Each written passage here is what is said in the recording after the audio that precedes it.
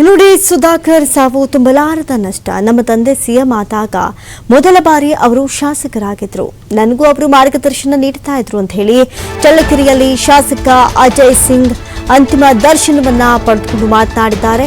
ಇವತ್ತು ಅವರು ನಮ್ಮ ಜೊತೆ ಇಲ್ಲ ಅನ್ನೋದು ನಂಬೋಕ್ಕಾಗ್ತಾ ಇಲ್ಲ. ಮಾರ್ಚ್ 22ಕ್ಕೆ ಸಭೆಯನ್ನ ಮಾಡಿ ಏಪ್ರಿಲ್ನಲ್ಲಿ ಸಭೆ ಮಾಡೋದಕ್ಕೆ ಹೇಳಿದ್ರು. ಅಪಾರವಾದಂತಹ ಜನಪ್ರಿಯತೆಯನ್ನ ಹೊಂದಿರುವಂತಹ ವ್ಯಕ್ತಿ ಡಿ ಸುಧಾಕರ್. ಕುಟುಂಬಕ್ಕೆ ಅದೀಗ ದೇವರು ಆ ಒಂದು ಶಕ್ತಿಯನ್ನ, ಆ ಒಂದು ದುಃಖವನ್ನ ಭರಿಸುವಂತಹ ಶಕ್ತಿಯನ್ನ ನೀಡಲಿ ಅಂತ ಸಾಂತ್ವನದ ಮಾತುಗಳನ್ನ ಆಡಿದ್ದಾರೆ. ಮೀಟಿಂಗ್ ಯಾವಾಗ ಮಾಡಬೇಕು ಅನ್ನುವಂಥ ಇನ್ಸ್ಟ್ರಕ್ಷನ್ಸ್ಗಳನ್ನ ಕೊಡ್ತಾ ಇದ್ರು.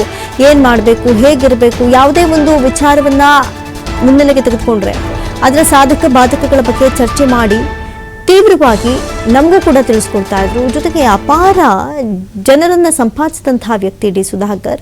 ಆದರೆ ಇವತ್ತು ಅವರು ನಮ್ಮೊಂದಿಗಿಲ್ಲ ಅನ್ನುವಂತಹ ಒಂದು ಸತ್ಯವನ್ನ ನಂಬೋಕೆ ಅಸಾಧ್ಯವಾಗ್ತಾ ಇದೆ ಅಂತ ಹೇಳಿ ಮಾತನಾಡಿದ್ದಾರೆ. ಡಿ ಸುಧಾಕರ್ ಅವರು ಅಗಲಿದ್ದಾರೆ, ನಮ್ಮನ್ನು ಅಗಲಿದ್ದಾರೆ. ನಮ್ಮ ಪಕ್ಷಕ್ಕೆ ಮತ್ತು ರಾಜ್ಯಕ್ಕೆ ಒಂದು ತುಂಬಲಾರದ ಒಂದು ನಷ್ಟ ಆಗಿದೆ. ಅವ್ರು ಯಾವಾಗಲೂ ಕೂಡ ಭೇಟಿಯಾದಾಗ ನಂಗೆ ಹೇಳ್ತಾ ಇದ್ರು, ಮೊದಲ ಬಾರಿಗೆ ಅವರು ಶಾಸಕ ಆಗಿರುವಂಥ ಒಂದು ಸಂದರ್ಭದಲ್ಲಿ 2004ರಲ್ಲಿ ಅಂತಹ ಒಂದು ಸಂದರ್ಭದಲ್ಲಿ ನಮ್ಮ ತಂದೆಯವರಾಗಿರುವಂತಹ ದಿವಂಗತ ಧರಮ್ ಸಿಂಗ್ ಅವರು ಕರ್ನಾಟಕ ರಾಜ್ಯದ ಮುಖ್ಯಮಂತ್ರಿ ಆಗಿದ್ದರು. ಅವ್ರು ಹೇಳ್ತಾ ಇದ್ರು, ನಿಮ್ಮ ತಂದೆಯವರು ಮುಖ್ಯಮಂತ್ರಿ ಇರ್ತಕ್ಕಂಥ ಒಂದು ಸಂದರ್ಭದಲ್ಲಿ ನಾನು ಮೊದಲ ಬಾರಿಗೆ ಶಾಸಕನಾಗಿದ್ದೆ.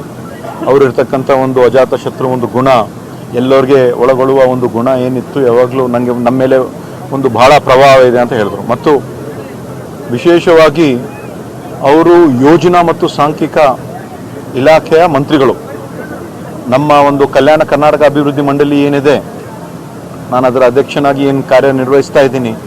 ನಮ್ಮ ಸಚಿವರವರು ಎಂತಹ ಒಂದು ಸಂದರ್ಭದಲ್ಲೂ ಕೂಡ ಏನಿದ್ರು ಕೂಡ ಎದಕ್ಕೂ ಕೂಡ ಅಡ್ಡಿ ಹಾಕ್ತಿರ್ಲಿಲ್ಲ.